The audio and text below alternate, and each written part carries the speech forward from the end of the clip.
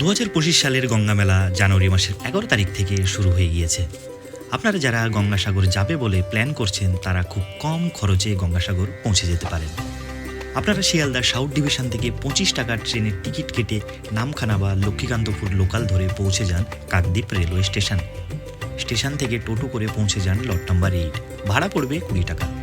Lot number 8 থেকে 9 টাকার ভেসেলের ticket কেটে পৌঁছে যান কচুবেড়িয়া ঘাট। কচুবেড়িয়ায় টিফিন করে আপনারা বাসে করে পৌঁছে যান কপিলমুনি আশ্রমের কাছের একদম বাসস্ট্যান্ডে, ভাড়া পড়বে জনপ্রতি 40 টাকা। বাসস্ট্যান্ড থেকে টোটো করে পৌঁছে যান কপিলমুনি আশ্রমের একদম সামনে। সেখানে গিয়ে আপনারা গঙ্গাসাগরে পুণ্য স্নান করে মন্দিরে পুজো দিয়ে নিতে পারেন। আরও যাবতীয় তথ্য নিয়ে গঙ্গাসাগরের ফুল ভিডিও আমার চ্যানেলে আপলোড করা রয়েছে, আপনারা চাইলে অবশ্যই দেখে নিতে পারেন। আর এই রকম শর্ট ভিডিও পেতে গেলে আমার চ্যানেলটিকে অবশ্যই সাবস্ক্রাইব করে পাশে থাকবেন। সবাই ভালো থাকবেন, দেখা হচ্ছে অন্য ভিডিওতে।